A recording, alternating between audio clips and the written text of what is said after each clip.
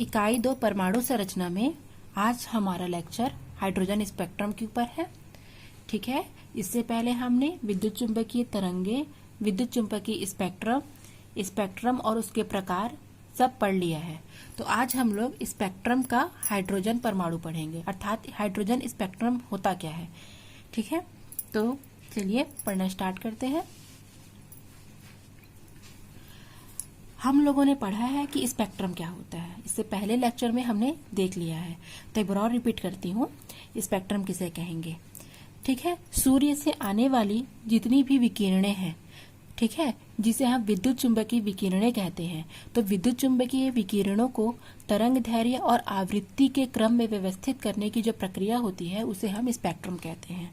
ठीक है, और हम जानते हैं कि सूर्य से आने वाली जितनी भी प्रकार की तरंगें या विकिरणें हैं उनमें केवल हम विजिबल लाइट या दृश्य प्रकाश को ही अपने आंखों से देख सकते हैं। ठीक है, और दृश्य प्रकाश में 7 रंगें होती हैं और उन 7 रंगों को हम इंद्रधनुष के रूप में भी व्यक्त करते हैं।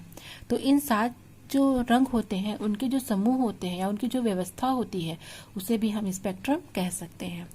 तो आज हम लोग हाइड्रोजन स्पेक्ट्रम पढ़ते हैं। तो चूंकि हाइड्रोजन के बारे में है तो हाइड्रोजन से स्टार्ट करते हैं। तो यह है हाइड्रोजन का एक अणु है। ठीक है, जब हम इसे क्या करेंगे, गर्म करेंगे। हाइड्रोजन अणु है, जब हम हाइड्रोजन अणु को गर्म करेंगे तो ये किसमें टूटेगा, ये हाइड्रोजन परमाणु में ये क्या हो जाएगा, टूट जाएगा। ठीक है, गर्म करेंगे तो इसके जो अणु है वो परमाणु में टूट जाएंगे। ठीक है, जब हम हाइड्रोजन के अणु को गर्म करेंगे तो वो हाइड्रोजन परमाणु में टूट जाएंगे, विभक्त हो जाएंगे। ठीक है, अब ये जो हाइड्रोजन का परमाणु है उसमें कितना इलेक्ट्रॉन होता है, एक ही इलेक्ट्रॉन होता है। और जब इस इलेक्ट्रॉन को किसी बाह्य स्रोत से, ठीक है, बाह्य स्रोत से ऊर्जा मिलती है तो क्या करेगा, बाह्य स्रोत से ऊर्जा मिलने पर ये उत्तेजित होकर के उच्च ऊर्जा स्तर में चला जाता है। ठीक है, इतना क्लियर हुआ। जब हम हाइड्रोजन अणु को गर्म करते हैं तो वो हाइड्रोजन परमाणु में टूट जाता है और हाइड्रोजन का परमाणु क्रमांक 1 होता है और उस एक इलेक्ट्रॉन को यदि बाह्य स्रोत से ऊर्जा दी जाती है तो वो एक्साइटेड होकर कहाँ चला जाता है, वो उच्च ऊर्जा स्तर में चला जाता है, परंतु वहां भी वो ज्यादा समय के लिए स्थिर नहीं रह पाता है और पुनः क्या करता है, पुनः से अपनी वो निम्न ऊर्जा अवस्था में आ जाता है। ठीक है, अब हम इसे इस चित्र के माध्यम से समझेंगे। चलिए देखते हैं, ये क्या है, एक हाइड्रोजन का परमाणु है या फिर बोला जाता है एक परमाणु है। और हम जानते हैं कि उसमें हाइड्रोजन में केवल एक ही इलेक्ट्रॉन होते हैं उसके परमाणु में। अगर इस परमाणु को, ठीक है, बाह्य स्रोत से क्या दी जाती है, ऊर्जा दी जाती है, तो ये क्या करेगा, ये एक्साइटेड होकर के उच्च ऊर्जा स्तर में चला जाएगा। ठीक है, ये क्या करेगा, एक्साइटेड होकर के उच्च ऊर्जा स्तर चला जाएगा, परंतु उच्च ऊर्जा स्तर में भी ये केवल 10 का घात 8 सेकेंड तक ही स्थायी रहता है। ठीक है, जैसे मान के चलिए अगर आप किसी के घर घूमने या रहने जा रहे हैं तो वहां पर आप क्या करेंगे, जिंदगी भर तो नहीं रहेंगे, 2 दिन 4 दिन 5 दिन रहेंगे, फिर वापस से अपने घर में आपको आना ही पड़ेगा। उसी प्रकार ये इलेक्ट्रॉन को यदि बाह्य स्रोत से ऊर्जा दी जाती है या इसे अगर हम गर्म करेंगे तो क्या करेगा, ये उत्तेजित होकर के उच्च ऊर्जा स्तर में ट्रांसफर हो जाएगा, लेकिन वहां भी ज्यादा समय के लिए नहीं रहता है, केवल 10 के घात 8 सेकेंड तक ही वहां पर ये स्थिर रहता है। उसके बाद क्या करता है, वापस से वो अपनी निम्न ऊर्जा स्तर में क्या करता है, वापस से वह अपनी निम्न ऊर्जा स्तर में वापस आ जाता है। ठीक है, हाइड्रोजन का जो इलेक्ट्रॉन है वो निम्न ऊर्जा स्तर में ही क्यों वापस आना चाहता है, क्योंकि निम्न ऊर्जा स्तर का जो स्थायित्व रहता है वो स्थिर रहता है, मतलब ये ज्यादा स्थायित्व रहता है। उच्च ऊर्जा स्तर अधिक समय तक स्थायी नहीं रहता है, लेकिन जो निम्न ऊर्जा स्तर होता है वो स्थायित्व रहता है। तो ये अपने स्थायित्व की प्राप्ति के लिए वापस से निम्न ऊर्जा स्तर में चला आता है। ठीक है, तो ये जब हाइड्रोजन जब एक्साइटेड होकर के उच्च ऊर्जा स्तर में जाता है तो उच्च ऊर्जा स्तर से जब वो वापस आता है, ठीक है, तो बहुत सारी स्पेक्ट्रमी रेखाएं उत्सर्जित करता है, बहुत सारी विकिरणें उत्सर्जित करता है। वापस आने के दौरान बहुत सारे विकिरणों का उत्सर्जन करता है। तो इन स्पेक्ट्रमी रेखाओं को जब हम स्पेक्ट्रोस्कोप के माध्यम से देखते हैं, ठीक है, स्पेक्ट्रोस्कोप के माध्यम से देखते हैं तो हमको बहुत सारी विकिरणें हमको स्पेक्ट्रम के रूप में दिखती हैं, जिसे हम क्या कहेंगे, जिसे हम हाइड्रोजन का स्पेक्ट्रम कहेंगे। क्योंकि ये हाइड्रोजन परमाणु में है, इसलिए हम इसे हाइड्रोजन का क्या कहेंगे, स्पेक्ट्रम कहेंगे। ठीक है, एक बार फिर आपको बताती हूँ। जब हाइड्रोजन के अणु को, ठीक है, गर्म करते हैं तो वो हाइड्रोजन परमाणु में टूट जाता है और हाइड्रोजन परमाणु में केवल एक ही इलेक्ट्रॉन होते हैं और वह इलेक्ट्रॉन को यदि किसी बाह्य स्रोत से ऊर्जा दी जाती है तो वह ऊर्जा को ग्रहण करता है और ऊर्जा को ग्रहण करके उच्च ऊर्जा स्तर में चला जाता है। ठीक है, परंतु उच्च ऊर्जा स्तर में भी यह ज्यादा समय तक नहीं रह पाता, वहां केवल 10⁸ सेकेंड ही वहां पर यह स्थायी रहता है। उसके बाद ये पुनः अपनी निम्न ऊर्जा स्तर में आना चाहता है और निम्न ऊर्जा स्तर में आते वक्त अब ये क्या कर रहा है, इलेक्ट्रॉन ग्रहण करके ऊपर जा रहा है, उच्च ऊर्जा में जा रहा है, तो वापस आने के लिए भी इसे कुछ ऊर्जा की जरूरत पड़ेगी। तो ये क्या करेगा, अपने से ऊर्जा का उत्सर्जन करेगा। ठीक है, अपने से क्या करेगा, ऊर्जा का उत्सर्जन करेगा। और जब इसी ऊर्जा को हम या इसी विकिरणों को यदि हम स्पेक्ट्रोस्कोप के माध्यम से देखते हैं तो स्पेक्ट्रोस्कोप के माध्यम से जब हम इसे देखते हैं तो हम इन विकिरणों को बहुत सारी स्पेक्ट्रमी रेखाओं की एक श्रेणी या श्रृंखला के रूप में पाते हैं। ठीक है, तो इसी श्रेणी और श्रृंखला को हम क्या कहेंगे, हाइड्रोजन का स्पेक्ट्रम कहेंगे। ठीक है, तो इसे मैंने आपको लिए शब्दों में लिख रखा है यहाँ पर। हाइड्रोजन के परमाणु स्पेक्ट्रम का अध्ययन सर्वप्रथम बामर ने किया था। ठीक है, हाइड्रोजन समस्त तत्वों से एक सरल परमाणु होता है, इसके पास केवल एक ही इलेक्ट्रॉन होता है। यह एक इलेक्ट्रॉन एक प्रोटॉन वाले नाभिक के चारों ओर चक्कर लगाता है, इस कारण इसके स्पेक्ट्रम को हम आसानी से देख सकते हैं, सरलता से देख सकते हैं। इसीलिए बामर वैज्ञानिक ने हाइड्रोजन का चुनाव किया अपने स्पेक्ट्रम को व्यक्त करने के लिए, क्योंकि हाइड्रोजन में एक ही इलेक्ट्रॉन एक ही प्रोटॉन होते हैं, इस कारण हम इसकी स्पेक्ट्रमी रेखाओं को सरलता से देख सकते हैं। हाइड्रोजन स्पेक्ट्रम प्राप्त करने के लिए हाइड्रोजन को हम विसर्ग नली में लेंगे और उसे निम्न दाब पर हम विद्युत प्रवाहित करेंगे, जिससे वो क्या करेगा, जिससे वो एक्साइटेड होकर उच्च ऊर्जा स्तर में चला जाएगा और वहां से वो 10⁸ सेकेंड के बाद वापस से निम्न ऊर्जा स्तर में आएगा और उससे आने पर जो विकिरणें उत्सर्जित होंगी उसको यदि हम उस स्पेक्ट्रोस्कोप के माध्यम से देखेंगे तो हमको बहुत सारी और अलग अलग क्षेत्रों में रेखाएं की श्रृंखला प्राप्त होगी। ठीक है, इन रेखाओं की श्रृंखला के बारे में हम आगे पढ़ने वाले हैं। इसके बाद एक बात मैं और बताना चाहूंगी आप लोग को, ठीक है, कि यदि परमाणु है ये, ठीक है, ये परमाणु है, ये इसकी ऊर्जा स्तर है, तो क्या होगा, ये विकिरणों की एक ऊर्जा स्तर है। ठीक है, तो सब ऊर्जा स्तरों की ऊर्जा और तरंग दैर्घ्य क्या होगी, निश्चित होती है। सबकी अपनी निश्चित क्या होती है, सबकी अपनी निश्चित ऊर्जा होती है। सभी कक्षकों में या सभी ऊर्जा स्तर की एक निश्चित ऊर्जा होती है। तो मान के चलो यदि वह इलेक्ट्रॉन, हाइड्रोजन का जो एक इलेक्ट्रॉन है, यदि वह इस ऊर्जा स्तर से निम्न ऊर्जा स्तर में आ रहा है, ठीक है, तो कुछ तरंग दैर्घ्य क्या कर रहा है, उत्सर्जित कर रहा है, कुछ ऊर्जा उत्सर्जित कर रहा है, यहाँ से यहाँ आ रहा है तो कुछ ऊर्जा उत्सर्जित कर रहा है, यहाँ से यहाँ आ रहा है तो कुछ ऊर्जा, मतलब सभी कक्षकों की एक ऊर्जा और तरंग दैर्घ्य निश्चित होती है और वहां से जब वो निम्न ऊर्जा स्तर में आता है तो कुछ निश्चित तरंग दैर्घ्य और ऊर्जा को क्या करता है, उत्सर्जित करता है और इसे हम क्या कहते हैं, एक श्रृंखला या एक श्रेणी के रूप में हम देखते हैं। ठीक है, तो क्या किया, बामर ने कुछ श्रृंखला का चयन किया। आप देख सकते हैं कुछ 5 श्रृंखलाएं होती हैं। ठीक है, लाइमन श्रृंखला, बामर श्रृंखला, पास्चन श्रृंखला, ब्रैकेट श्रृंखला और फुंड श्रृंखला। तो ये उनके खोजकर्ताओं के नाम हैं।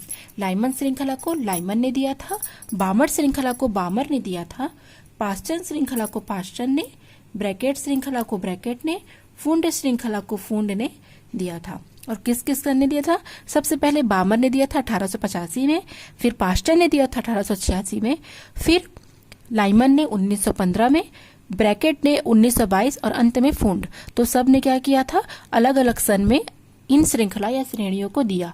अब देखेंगे ये कौन सी स्पेक्ट्रमी रेखाओं के का क्षेत्र उत्पन्न करते हैं। तो लाइमन ने पराबैंगनी क्षेत्र में स्पेक्ट्रम उत्पन्न किया, बामर ने दृश्य क्षेत्र में और पास्चन, ब्रैकेट और फुंड ने तीनों ने अवरक्त या इंफ्रारेड क्या किया, क्षेत्र में स्पेक्ट्रमी रेखाओं को प्राप्त किया। तो हम यहाँ पर बामर श्रृंखला के बारे में अध्ययन करेंगे, जिन्होंने दृश्य प्रकाश पर क्या किया, अपने श्रृंखला या श्रेणियों को प्राप्त किया। तो अब यदि हम इसके बारे में देखेंगे, इन श्रृंखलाओं के बारे में यदि हम विस्तार से देखेंगे तो ये क्या है, ऊर्जा स्तर है। ठीक है, विभिन्न प्रकार की ये क्या है, ऊर्जा स्तर है। N1, N2, N3, N4, N5, N6, N7 और N8। ठीक है, जब इलेक्ट्रॉन, ठीक है, हाइड्रोजन का जो एक इलेक्ट्रॉन है, अगर वो 8वें ऊर्जा स्तर से फर्स्ट में आएगा, फिर 7वें अलग अलग तरंग दैर्घ्य और ऊर्जा का लेकर के ये क्या करता है, उत्सर्जित करता है विकिरणों को। तो यदि 7 से कहाँ आएगा, 1 में, फिर 6 से 1, फिर 5 से 1, 3 से 1, 2 से 1। तो जब ये उच्च ऊर्जा स्तर से क्या आता है, प्रथम कोश में आता है। ठीक है, विभिन्न ऊर्जा स्तरों को पार करके जब यह क्या आता है, ये प्रथम कोश में आता है, तो इसे हम लाइमन श्रृंखला कहते हैं। ठीक है, और जब यह इलेक्ट्रॉन उच्च ऊर्जा स्तर से अर्थात 8, 7, 6, 5, 4, 3 उच्च ऊर्जा स्तर से द्वितीय कोश में आता है, तो हमको बामर श्रृंखला या बामर श्रेणी दिखाई देती है। जब इलेक्ट्रॉन विभिन्न श्रृंखला से कहाँ आता है, तृतीय कोश में आता है, तो हमको पाषाण श्रेणी या पाषाण श्रृंखला दिखाई देती है। जब इलेक्ट्रॉन विभिन्न ऊर्जा स्तरों से कहाँ आता है, 4 या चतुर्थ कोश में आता है, तो हमको ब्रैकेट श्रेणी या श्रृंखला प्राप्त होती है। और जब इलेक्ट्रॉन विभिन्न ऊर्जा स्तरों से कहाँ आता है, पंचम या 5वें स्थिति में आता है, तो हमको फुंड श्रेणी प्राप्त होती है। ठीक है, ये आप देख सकते हैं और चित्र भी बना सकते हैं। इससे आप स्क्रीनशॉट ले लीजिए। स्पेक्ट्रम के विभिन्न क्षेत्र में विभिन्न श्रृंखलाएं पाई जाती हैं, जिनका वर्णन है। जब इलेक्ट्रॉन विभिन्न ऊर्जा स्तरों से प्रथम कोश में आता है, तो इसे हम लाइमन कहते हैं। ठीक है, इसी तरह से आ रहा है, आप इसे स्क्रीनशॉट ले लीजिए।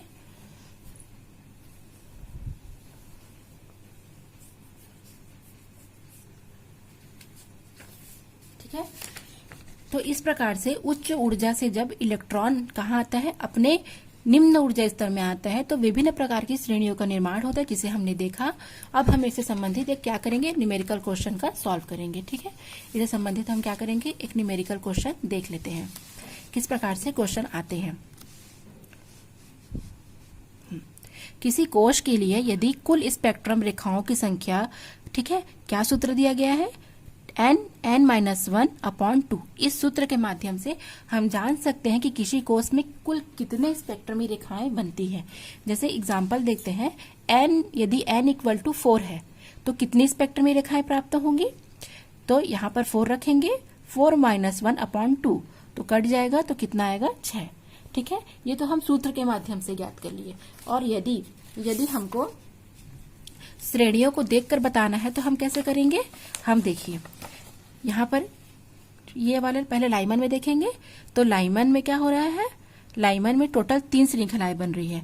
एक कहाँ आ रहा है, 8 से, क्योंकि हाँ सॉरी, n = हम क्या लिए हैं, n = हम 4 लिए हैं, n = 4 लिए हैं। तो 4 कहाँ है, यहाँ है 4। तो 4 से 1 में, फिर 3 से 1 में, फिर 2 से 1 में, टोटल 3 श्रृंखला यहाँ बन रही हैं। उसके बाद यहाँ पर 4 से 2 में और 3 से 2 में 2 यहाँ बन रही है, और यहाँ 4 से 3 में। ठीक है, या फिर N4, N1, N3, N1, N2, N1, यहाँ 3 बन रही है, बामर में 2 बन रही है और पाश्चर में 1 बन रही है। टोटल कितनी बन रही है, 6 हमको रेखाएं मिल रही हैं। उसी प्रकार से यदि n = 5 है, तो कितनी स्पेक्ट्रम में रेखाएं प्राप्त होंगी, फिर से सूत्र में मान रख लेंगे।